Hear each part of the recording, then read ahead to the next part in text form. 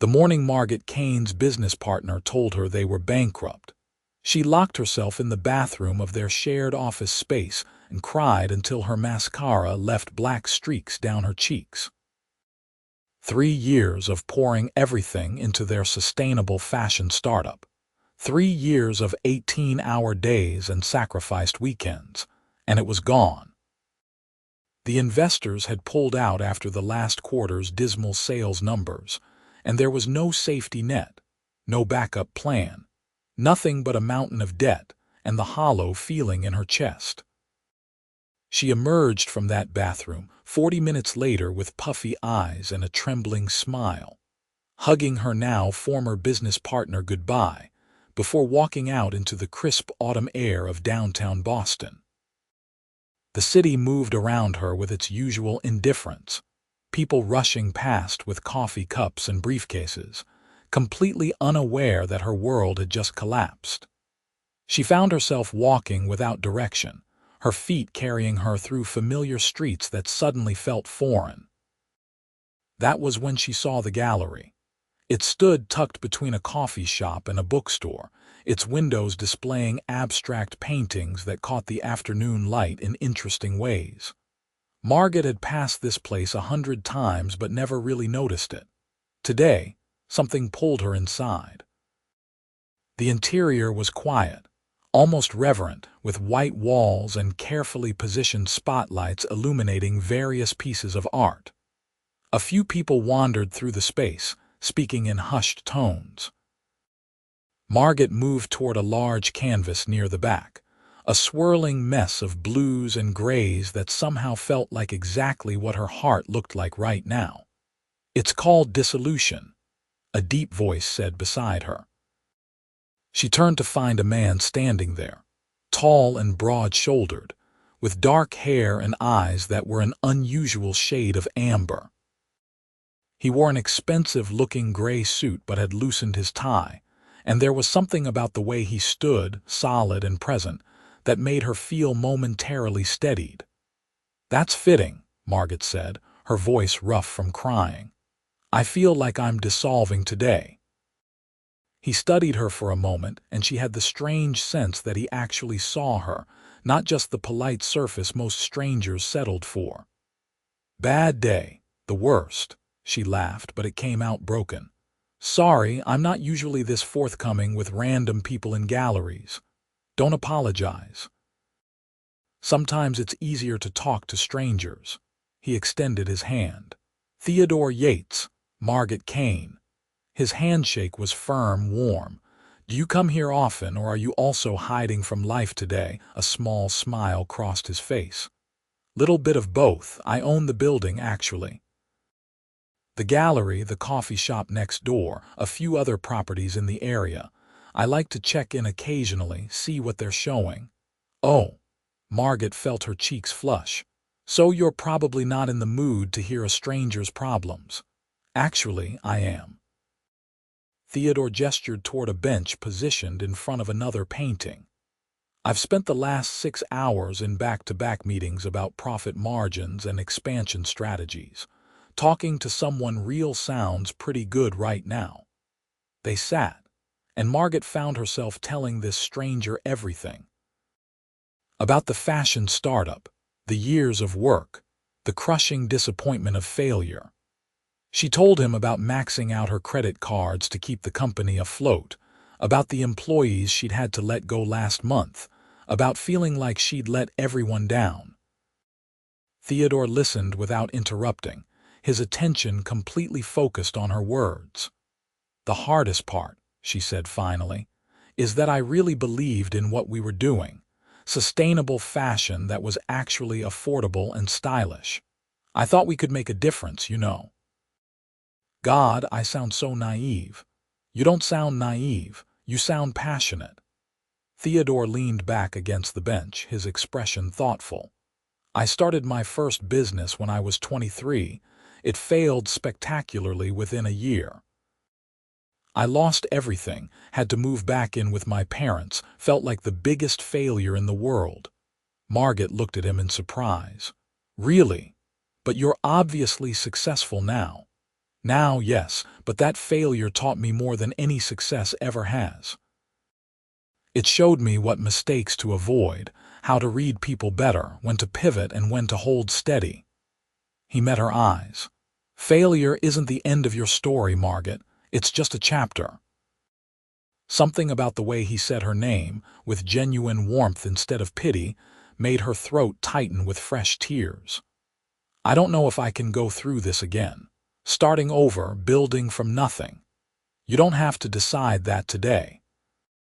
Today, you just need to breathe and get through the next hour. Theodore reached into his jacket pocket and pulled out a business card. Listen, I know this is forward, but I'm actually looking for someone to help with a project. One of my companies imports specialty coffee from small farms in South America. We're trying to rebrand, reach a younger demographic, make the whole operation more transparent and ethical. You have experience in sustainable business and branding, right? Margot took the card, feeling confused. I just told you my company failed. Why would you want to hire me? Because you care. Because you're willing to take risks for something you believe in.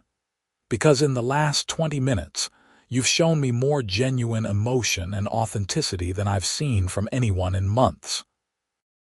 He stood, buttoning his suit jacket. Think about it. No pressure. But if you're interested, call me tomorrow. She watched him walk toward the gallery's exit, then glanced down at the card in her hand. Theodore Yates, CEO, Yates Holdings. The address was in one of the most expensive office buildings in Boston. Her mind spun with questions and confusion, but underneath it all was a tiny flutter of something that might have been hope.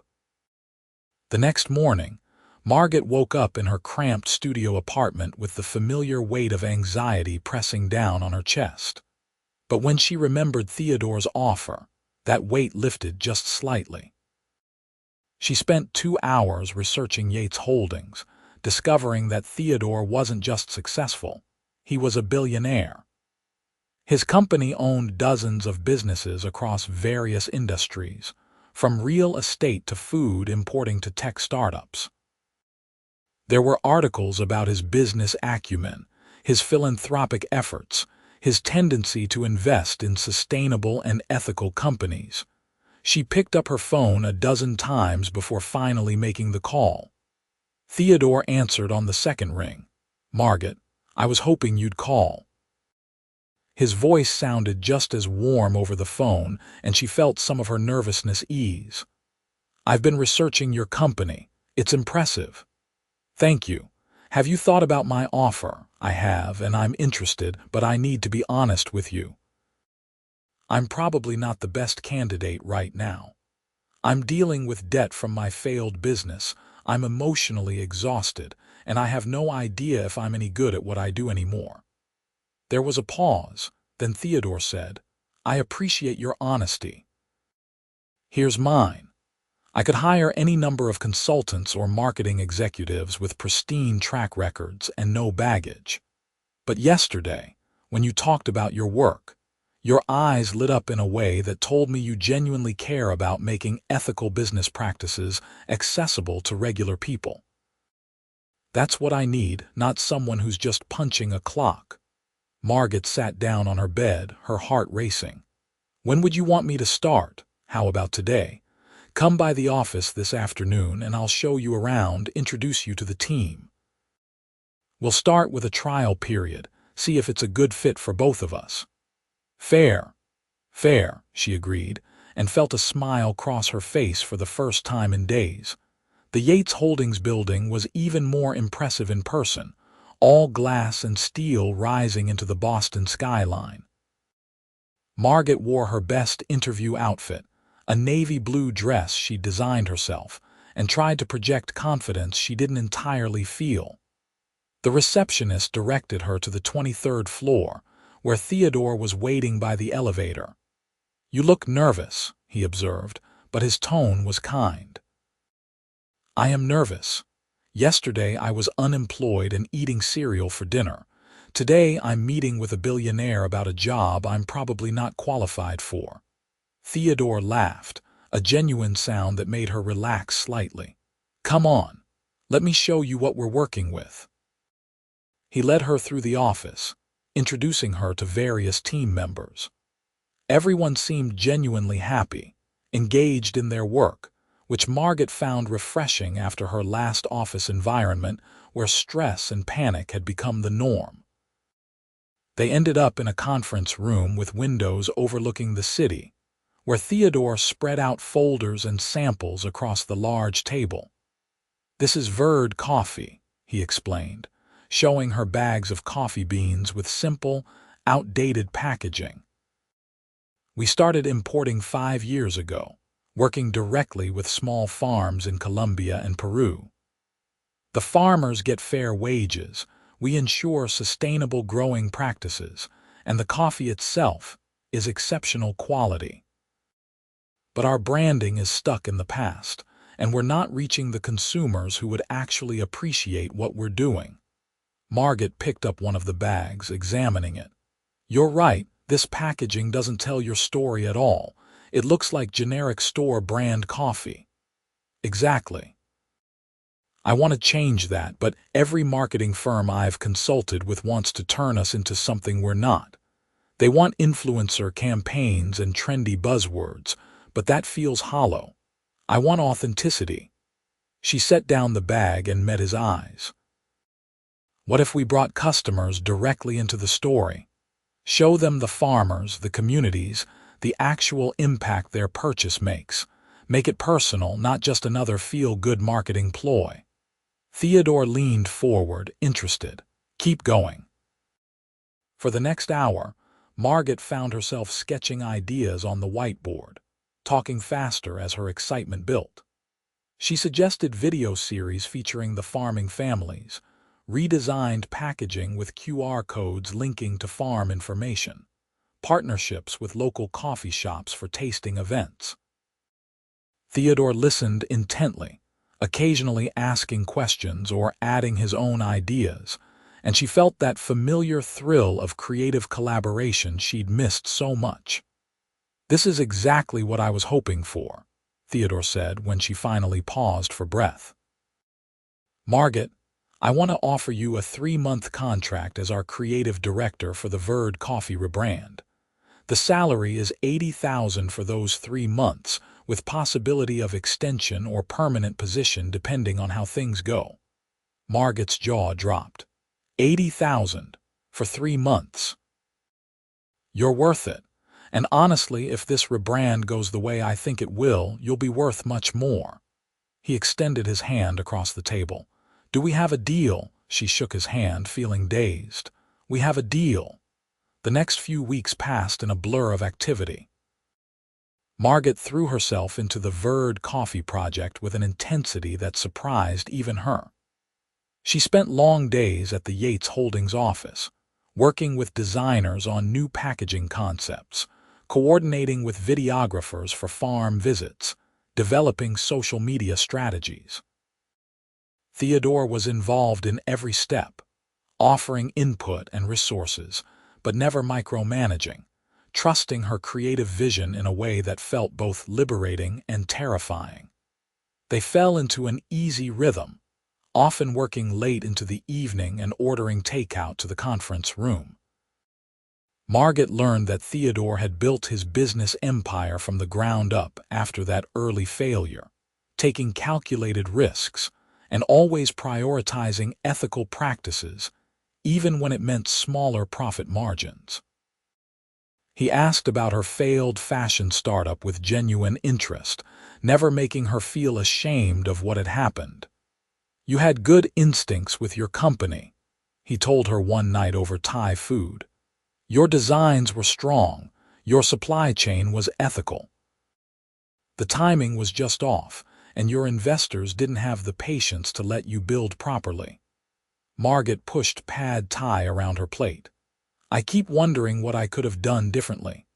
You could have compromised your values, cut corners, exploited cheap labor. But you didn't, and that tells me everything I need to know about who you are." Theodore set down his chopsticks. "I know it doesn't feel like it now, but your integrity is your greatest asset. She looked up at him, struck by the certainty in his voice. In the soft light of the conference room, with the city glittering below them, she realized how much she'd come to value these moments with him.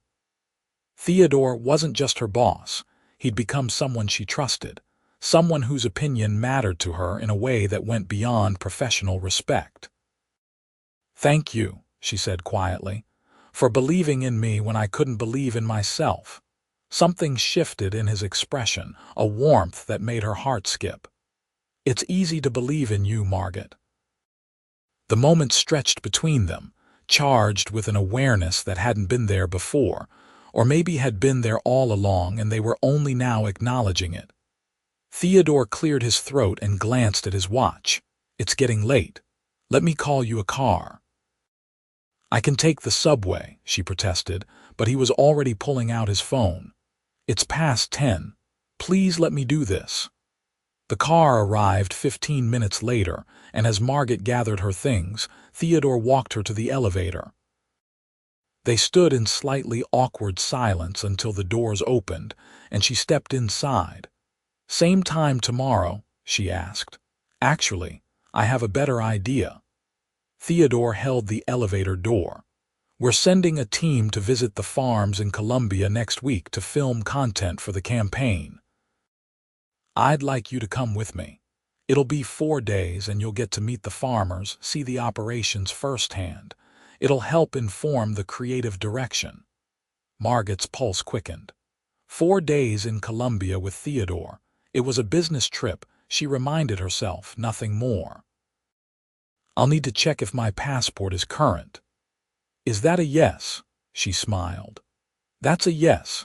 The flight to Bogotá was long, and Margot spent most of it reviewing notes and trying not to be hyper-aware of Theodore sitting beside her in first class.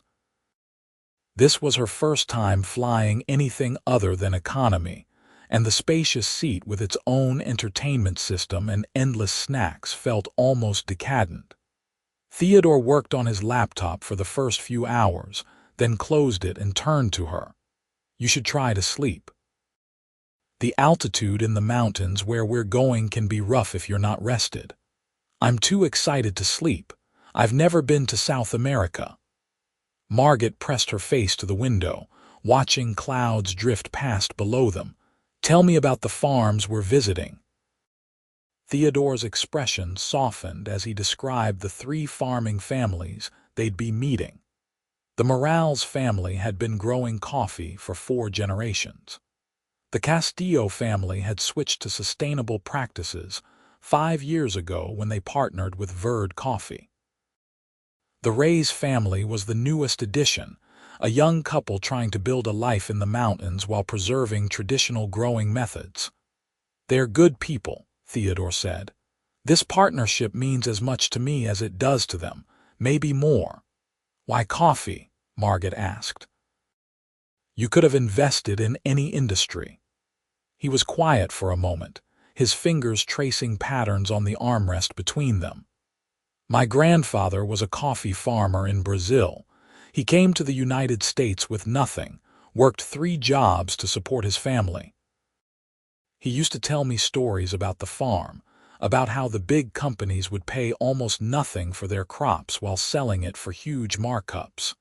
He made me promise that if I ever had the means, I'd do business differently." Theodore's voice carried a note of emotion. "He died before I made my first million, but I think about him every time I visit the farms." Margot felt something tighten in her chest. "He'd be proud of you." "I hope so." Theodore turned to look at her, and in the dim cabin light, his eyes were serious. "That's why this rebrand matters so much. I want people to understand that their choices make a difference, that buying coffee can be about more than just caffeine." "We'll make them understand," Margot promised. "We'll tell the story the right way." They landed in Bogotá in the early morning, then took a smaller plane to the mountain region where the farms were located. The videographer and photographer Theodore had hired met them at the small regional airport, and together they drove up winding mountain roads that made Margot's stomach lurch. But when they finally arrived at the first farm, all discomfort vanished. The Morales farm was breathtaking, with neat rows of coffee plants stretching across the mountainside, their glossy green leaves catching the sunlight.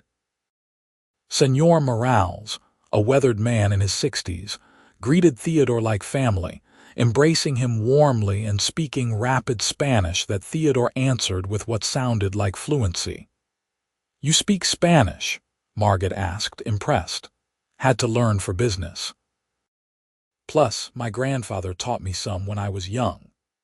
He introduced her to Senor Morales, who took her hand gently and welcomed her with a smile that needed no translation. For the next 3 days, they traveled between farms, filming interviews and documenting the coffee growing process. Margot watched Theodore interact with the farming families with genuine warmth and respect, speaking their language, remembering details about their children and grandchildren, understanding the challenges they faced. This wasn't a billionaire playing at philanthropy.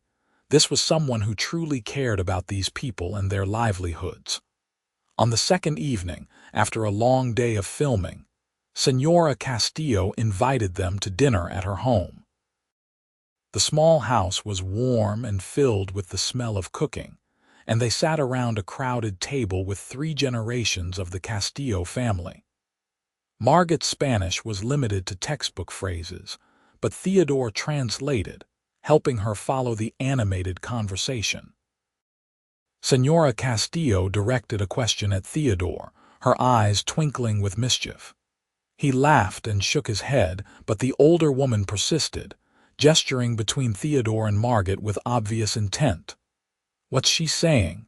Margot asked. Theodore looked slightly uncomfortable. "She's asking if you're my wife." "Oh." Margot felt heat rise in her cheeks. "What did you tell her?" "That you're my colleague," but she seemed skeptical. He said something else in Spanish, and Senora Castillo responded with a knowing nod and a comment that made the whole table laugh. "Now what?" "She says we look at each other the way she and her husband did when they were young." Theodore met Margot's eyes across the table, and something unspoken passed between them. "She says some things don't need translation." Margot's heart hammered in her chest. She was suddenly aware of every detail. The way candlelight played across Theodore's features, the warmth in his expression, the fact that they'd been growing closer every day and she'd been trying not to acknowledge what that meant. Around them, the Castillo family continued their meal, but it felt like she and Theodore existed in their own bubble, teetering on the edge of something significant. Later that night, unable to sleep in her room at the small mountain inn, Margot stepped out onto the balcony. The air was cool and thin, and the stars seemed impossibly bright away from city lights. She heard a door open nearby and turned to see Theodore emerging onto the adjacent balcony. "Can't sleep either?" he asked. "Too much coffee," ironically. She wrapped her arms around herself against the chill. "It's beautiful here." "It is." But Theodore was looking at her, not the landscape. "Margot, can I ask you something?" "Of course." He was quiet for a moment, as if choosing his words carefully. "Are you happy, working on this project, being here?" "Yes." "Happier than I've been in a long time, actually." She moved closer to the railing that separated their balconies. "You gave me hope when I needed it most, Theodore. I don't know if you realize how much that meant. I hired you because you're talented, but somewhere along the way, this stopped being just about business for me." His voice was low, honest. "I look forward to our late nights in the office. I find myself thinking about what you'd say about things, wanting to share moments with you. And I know there's a power dynamic here. I'm your boss, and I would never want you to feel pressured or uncomfortable." Margot's breath caught. "You're not pressuring me. If anything, I've been trying not to feel what I'm feeling because I didn't want to be unprofessional." "What are you feeling?" She made herself say it, even though her voice shook slightly. "That I care about you. That somewhere between dissolving paintings and Colombian coffee farms, you became someone I can't imagine not having in my life. Theodore moved to the edge of his balcony, close enough that she could have reached across the divide and touched him. "I'll stay on your side," he said, his voice rough with emotion. "Whatever you need, whatever happens, I'll stay on your side." The words hit Margot like a wave, filling spaces inside her she hadn't known were empty.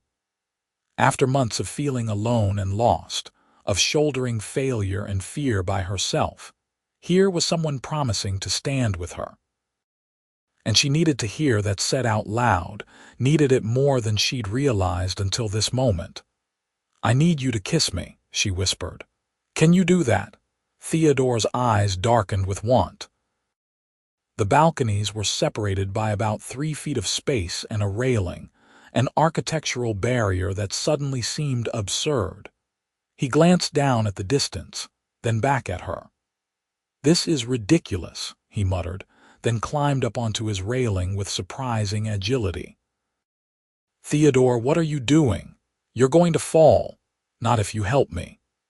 He balanced there, then stepped across the gap onto her balcony railing, reaching for her hand. She grabbed it instinctively, steadying him as he jumped down beside her.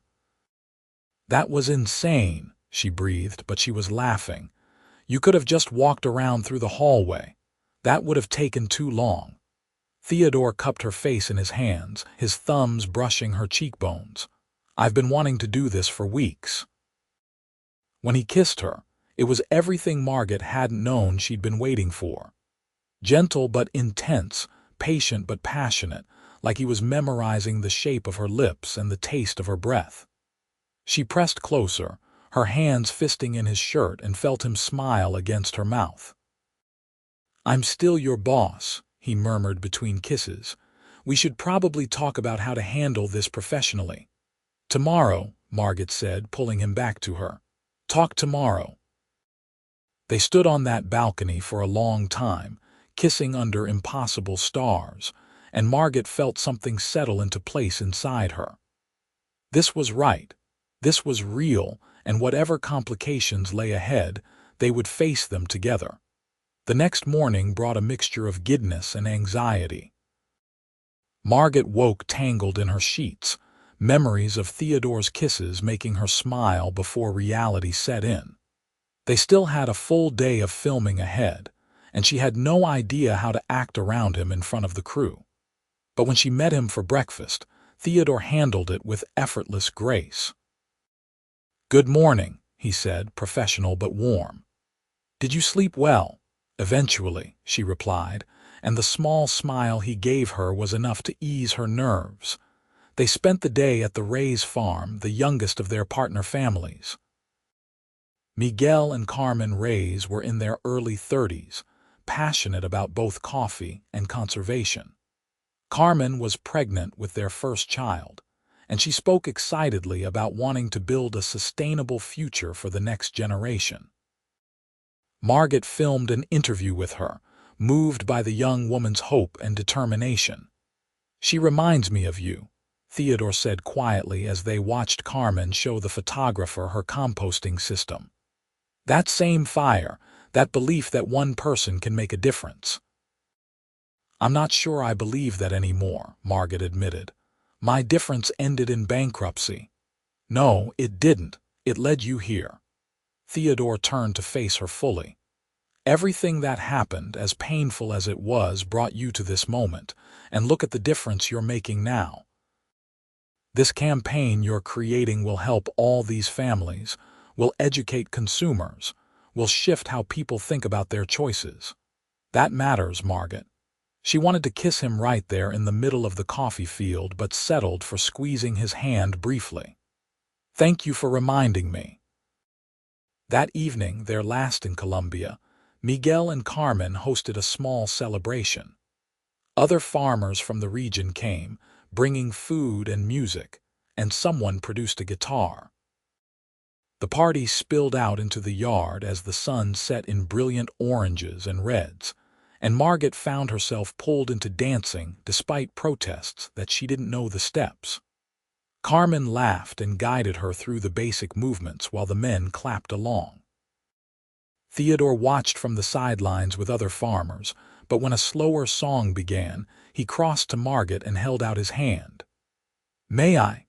She let him pull her close, swaying to music she didn't understand but felt in her bones. Other couples danced around them, but Margot was only aware of Theodore's hand on her waist, the solid warmth of him, the way he looked at her like she was precious. "I don't want to go back to reality," she confessed, resting her head against his shoulder. "Here, everything feels simple. Boston will still be there tomorrow, but so will we, together." Theodore's arms tightened around her. "I meant what I said last night. I'm on your side, Margot, in business and in everything else." She tilted her face up to his. "Even when I'm difficult, especially then." He kissed her forehead, a gesture so tender it made her throat tighten. "I'm not going anywhere." The flight back to Boston felt different from the journey out. Margot sat beside Theodore in comfortable silence, occasionally sharing observations about the trip or ideas for the campaign, but mostly just existing in the warm certainty of each other's presence. When the plane began its descent, Theodore reached for her hand. "So we should probably discuss how we're handling this at work," he said. Margot had been dreading this conversation. "Are you worried about people thinking I'm getting special treatment? I'm worried about you being comfortable. I never want you to feel like your job depends on our relationship, or that you can't be honest with me professionally because we're involved personally." She appreciated his directness. "What if we keep it private for now? Not secret, but private. Focus on finishing the Verd coffee campaign, and then we can figure out how to move forward." "That works for me." Theodore lifted her hand to his lips, kissing her knuckles. "But for the record, I don't want to hide you. I just want to protect what we have until we're both ready." "Agreed." Back in Boston, they fell into a new rhythm. Publicly, they remained professional, collaborative but appropriate. But those late nights working in the conference room now ended with kisses and quiet conversations. And sometimes, Margot stayed over at Theodore's penthouse apartment, a sprawling space with floor-to-ceiling windows that made her feel like she was floating above the city. The Verd coffee campaign came together beautifully. The videos featuring the farming families were authentic and moving. The redesigned packaging was modern yet warm, and the social media strategy focused on education and connection rather than trendy gimmicks. They scheduled the launch for 3 months after Margot's contract started, with tasting events at coffee shops across Boston and a coordinated online campaign. "You've exceeded every expectation," Theodore told her the week before the launch. They were at his apartment, reviewing final materials while rain pattered against the windows. "I'm offering you a permanent position as creative director, overseeing ethical branding for all Yates Holdings companies. The salary is $250,000 plus benefits and equity options." Margot stared at him. "That's generous to the point of being absurd. That's what you're worth. What you'll be worth to the company, I mean." Theodore looked suddenly uncertain. "Unless you don't want to work for me anymore, I'd understand if you wanted to pursue other opportunities." "I want to be where you are," she said simply. "Both professionally and personally, if you're sure this won't complicate things." "Everything worth having is complicated." He pulled her into his arms. "Say yes, Margot." "Yes," she whispered against his chest and felt his sigh of relief. The Verd coffee launch exceeded their wildest projections. The videos went viral, with millions of views across platforms. Coffee shops reported customers specifically requesting Verd coffee after seeing the campaign. Sales tripled in the first month, and Theodore received dozens of inquiries from other farming cooperatives wanting to partner with them. The business press wrote articles about the campaign's success, praising its authenticity and emotional impact. Margot did interview after interview, discussing the creative process and the importance of ethical consumption. She was invited to speak on panels about sustainable business practices. Her professional reputation, once tarnished by failure, was rebuilt stronger than before. But the success that meant the most to her was seeing the farming family's lives improve, knowing that Carmen and Miguel's baby would grow up with more opportunities because of what they'd built. Through it all, Theodore was her constant, supporting her through nervousness before big presentations, celebrating victories large and small, holding her when imposter syndrome crept in and she doubted herself. They kept their relationship private for 3 months after the launch, and when they finally went public, bringing each other as dates to a charity gala, the response was mostly positive. "People seem happy for us," Margot observed, watching Theodore charm a group of investors across the ballroom. He was magnetic in a tuxedo, commanding attention effortlessly while still making everyone he spoke with feel heard. Why wouldn't they be? You're brilliant and beautiful, and I'm the lucky bastard who gets to love you. Her heart skipped at the word love. They'd been dancing around it for weeks, showing it in actions but not saying it aloud. "You love me." Theodore set down his champagne glass and turned to face her fully. "I love you, Margot. I'm absolutely in love with you. Have been since you stood in that gallery looking at dissolution and trusted me enough to fall apart in front of a stranger." Joy flooded through her, bright and overwhelming. "I love you too. So much it scares me sometimes. Don't be scared." He took her hand, leading her toward the ballroom exit.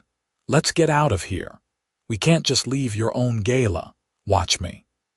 Theodore found the event coordinator, made their excuses, and within minutes they were in his car driving through Boston's nighttime streets. "Where are we going?" Margot asked, laughing at his urgency. "Home. I want you alone, want to show you properly how much I love you without 200 people watching." They barely made it inside his apartment before he was kissing her, urgent and deep, walking her backward toward the bedroom while she fumbled with his tie. They made love with the intensity of people who'd been holding back, and afterward, wrapped in expensive sheets with the city lights painting patterns across their skin, Margot felt completely, perfectly happy.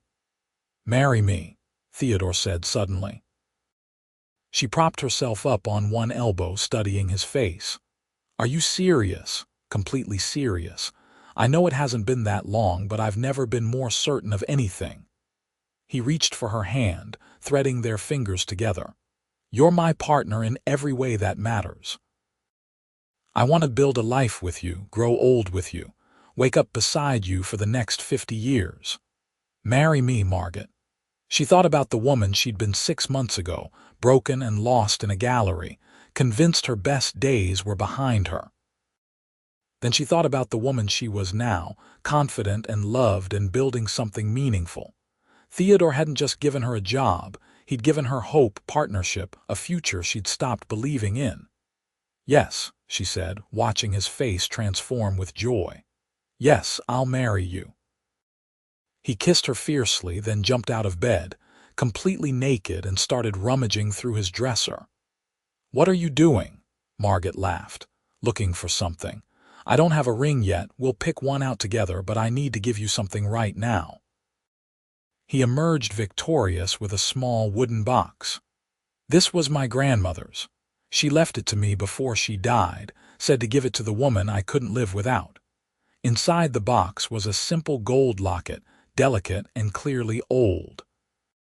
Theodore opened it to reveal 2 tiny photographs, a young couple smiling at the camera, my grandparents on their wedding day in Brazil. He fastened it around Margot's neck. "She told me that real love wasn't about grand gestures or perfect moments. It was about choosing each other every day, especially on the hard days, staying on each other's side no matter what." Margot touched the locket, feeling the weight of history and promise. "I'll stay on your side too, Always. They got married 6 months later in a small ceremony in Colombia, surrounded by the farming families who'd become their extended family.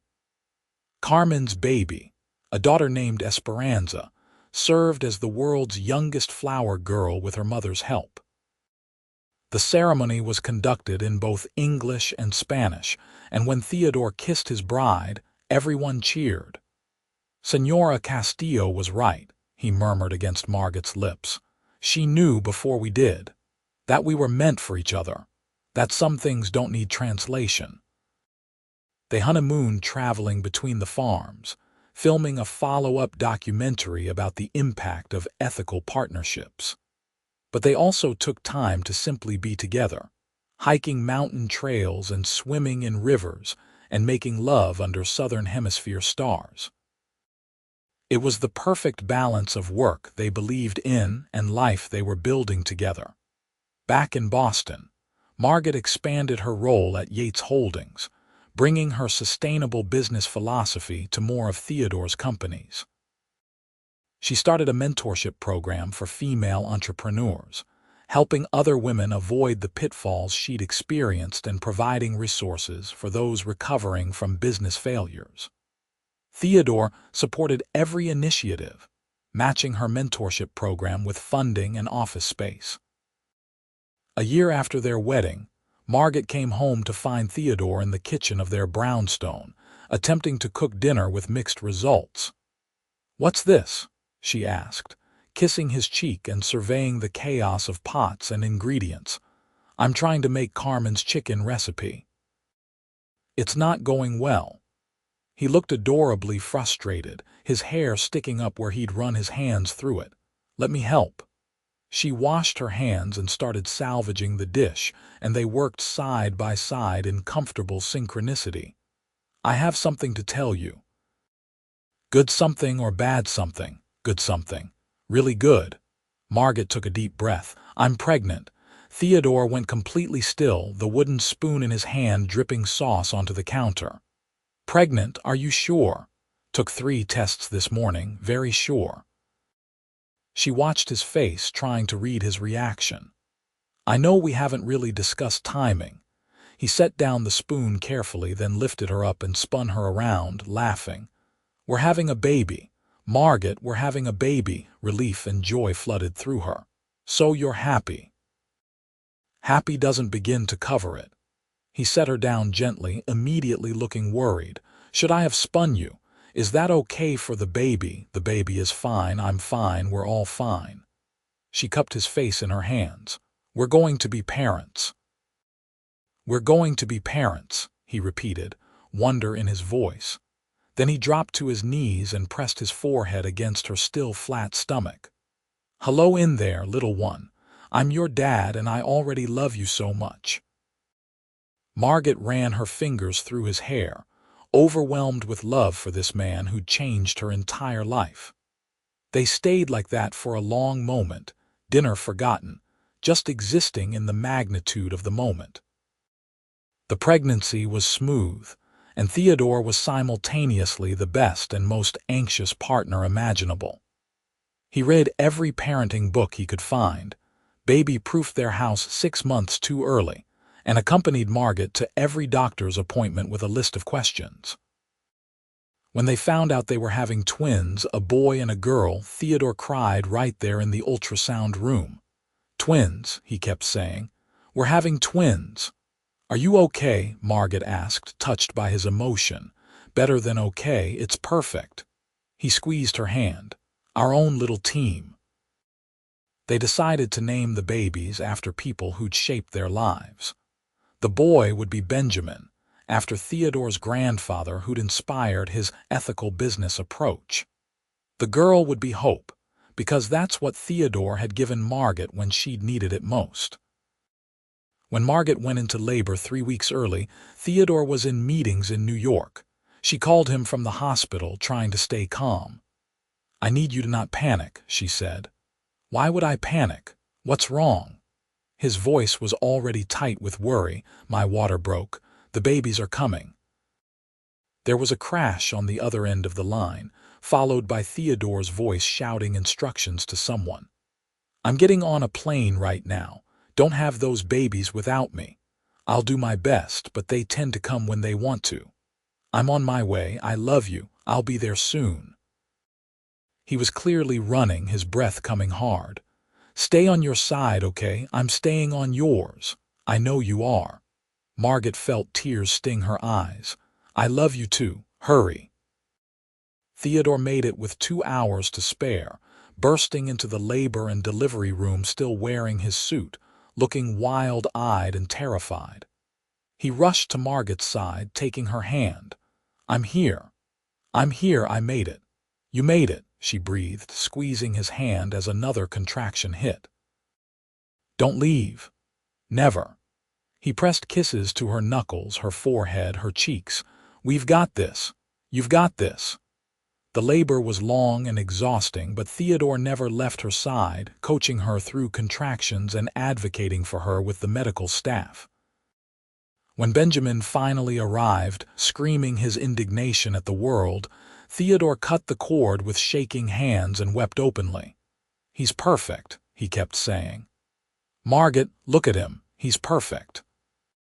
20 minutes later, Hope arrived more peacefully, looking around with curious eyes before deciding to cry. The nurse placed both babies on Margot's chest, and she looked down at their tiny faces in complete awe. "We made these," she said stupidly, exhausted and overwhelmed and deliriously happy. "We made these." Theodore sat on the edge of the hospital bed, his arm around Margot, his free hand gently touching each baby's head. "Thank you. Thank you for them, for us, for everything." They stayed like that, their little family of 4, as the Boston sunrise painted the hospital room in gold and rose. Margot looked at her husband's face, at the baby sleeping on her chest, and thought about how impossible this would have seemed 2 years ago when she'd been crying in that gallery bathroom. Life had brought her through failure and fear to this moment of perfect love. "What are you thinking?" Theodore asked softly. "That I'm grateful for all of it, even the hard parts, because they led me to you." She leaned her head against his shoulder. "You stayed on my side. Always," he promised. "That's never going to change." The first year of parenthood was chaotic and exhausting and wonderful. Theodore reduced his hours at work, determined to be present for every milestone. Margot worked from home 3 days a week, balancing conference calls with diaper changes, often with a baby strapped to her chest. They were tired constantly, but also happier than either had imagined possible. Benjamin grew into a serious, thoughtful baby who studied everything with intense focus. Hope was all smiles and energy, constantly moving, constantly exploring. They were different but inseparable, and watching them grow together filled Margot with fierce love. On their second wedding anniversary, Theodore surprised Margot with a trip back to Colombia, leaving the twins with his parents for a week. They visited all their farming partners, who cooed over pictures of the babies and shared stories of their own children. At the Castillo farm, Senora Castillo pulled Margot into a tight hug. "I told you," she said through Theodore's translation. "I knew you belonged together. You did know." Margot hugged her back. "Thank you for seeing it before we could." That night, back at the mountain inn where they'd first admitted their feelings, Theodore and Margot stood on the same balcony under the same impossible stars. "You remember what you asked me that night?" Theodore said, his arms around her waist. "I asked you to kiss me. And do you remember what I said before that?" Margot turned in his arms to face him. "That you'd stay on my side. I meant it then, and I mean it now, and I'll mean it 50 years from now." He kissed her softly. "You're my partner, my love, my home. Staying on your side is the easiest promise I've ever kept." She kissed him back, tasting the future in his lips, feeling the weight of their shared history and the lightness of their shared love. Below them, coffee plants grew in neat rows, tended by families who'd become friends, sustained by a business built on ethics and care. Above them, stars wheeled in their ancient patterns, indifferent and beautiful. And between earth and sky, Margot and Theodore held each other, two people who'd found their way through failure and fear to something real and lasting. She'd needed to hear him say he'd stay on her side, and he'd proven it every day since, in 1,000 small ways and several huge ones. "I love you," she whispered. "I love you too," he answered. "Always and forever." They stood there until the mountain cold drove them inside, where they made love slowly, reverently, with the patience of people who knew they had a lifetime ahead of them. And in Boston, their babies slept peacefully, watched over by grandparents, dreaming whatever dreams babies dream. Years passed in the beautiful, ordinary way of happy lives. Benjamin and Hope grew into curious, kind children who split their time between Boston and Columbia, learning both English and Spanish, understanding from an early age that business could be a force for good in the world. Margot expanded her mentorship program into a full nonprofit, helping hundreds of entrepreneurs build sustainable, ethical companies. Theodore continued growing Yates Holdings with Margot as his closest advisor and true partner in every decision. They had fights, of course, disagreements about parenting and business and whose turn it was to deal with the preschool fundraiser. But they never went to bed angry, never let hurt fester, always remembered what Senora Castillo had told them about choosing each other every day. On Benjamin and Hope's 10th birthday, the whole family traveled to Columbia for a celebration at the Morales farm. The twins ran through the coffee fields with the other farmers' children, their laughter echoing across the mountainside. Margot watched them from the porch, feeling Theodore's arms slip around her. "Happy?" he asked. "Incredibly happy." She leaned back against him. "Sometimes I still can't believe this is my life." "Believe it, you've earned every bit of it." He kissed her temple. "The woman I met in that gallery was brilliant and brave, she just couldn't see it yet. I'm glad I got to witness her remembering who she was." "You helped me become who I am," Margot corrected. "We built this together." "Together," Theodore agreed. "Always together." Benjamin came running up, breathless and excited. "Dad, Senor Morales says he'll teach us how to pick coffee beans tomorrow. Can we?" "Please, please," Hope added, appearing beside her brother with the same pleading expression. Theodore looked at Margot and she nodded. "Okay, but you have to listen carefully and do exactly what he says." The twins cheered and raced off again, and their parents watched them go with matching smiles. "They're good kids," Margot said. "They're our kids," Theodore replied. "Of course they're good." That night, after the party had wound down and the twins were asleep in their room, Margot and Theodore walked through the coffee fields under moonlight. It had become their tradition on visits, this quiet walk through the plants that had brought them together. "Do you ever think about that first day in the gallery?" Margot asked. "What would have happened if I hadn't wandered in there? We would have found each other eventually. I'm convinced of that." Theodore pulled her closer. "But I'm glad it happened the way it did. I'm glad I got to see you at your most vulnerable and that you trusted me enough to let me help. You did more than help.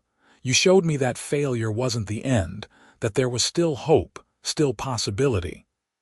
She stopped walking and turned to face him. "You stayed on my side when I couldn't stand on my own. And you stayed on mine. Through every challenge, every doubt, every 3 a.m. feeding session with screaming twins." He laughed. "We're a team, Margot, the best team I've ever been part of." They kissed in the moonlight, surrounded by coffee plants and mountain air and the quiet certainty of love that had been tested and proven true. Somewhere in the farmhouse, their children slept peacefully. Somewhere in Boston, their companies continued doing good work. And here in this moment, two people who'd found each other in a gallery and built a life together stood wrapped in each other's arms, grateful for every twist of fate that had led them to this perfect present. "Come on," Theodore said eventually, taking her hand. "Let's go to bed. Tomorrow we're learning to pick coffee beans with our children, and something tells me it's going to be an exhausting day." Margot laughed and let him lead her back toward the farmhouse. "Everything with our kids is exhausting, true, but it's the good kind of exhausting." "The best kind," she agreed. They walked back hand in hand, and above them the Colombian sky stretched infinite and star-filled, blessing their path with ancient light. Behind them, coffee plants rustled in the night breeze, and ahead of them the farmhouse glowed with warm light from its windows. They were far from where they'd started, both geographically and in life, but they'd found their way home together. And that, Margot thought as Theodore held the door open for her with a gallant bow that made her smile, was everything that mattered. They had built something real from the ashes of her failure and his loneliness, something strong enough to weather any storm. They had each other, they had their children, they had meaningful work that helped people and made the world slightly better. Theodore was right. She had earned this happiness, and so had he. They'd both been brave enough to be vulnerable, to trust, to choose love even when it was complicated and risky. And every day, they continued choosing each other, continued staying on each other's side through joy and challenge alike. As Margot drifted off to sleep that night with Theodore's arm around her and their children's soft breathing audible from the next room, she felt profoundly grateful. Not just for this moment, but for the journey that had led here. For gallery paintings and Colombian mountains, for failed businesses that taught important lessons, for second chances and new beginnings. For a man who'd seen her at her worst and loved her anyway, who'd stood beside her and said he'd stay on her side, and who'd proven it true every single day since. That promise, spoken on a balcony under impossible stars, had become the foundation of their life together. And as sleep finally claimed her, Margot's last conscious thought was simple and certain. They were exactly where they were supposed to be, exactly who they were supposed to be, together in all the ways that mattered. The story that had started with tears in a gallery bathroom had become a love story for the ages, and its best chapters were still being written, one beautiful day at a time.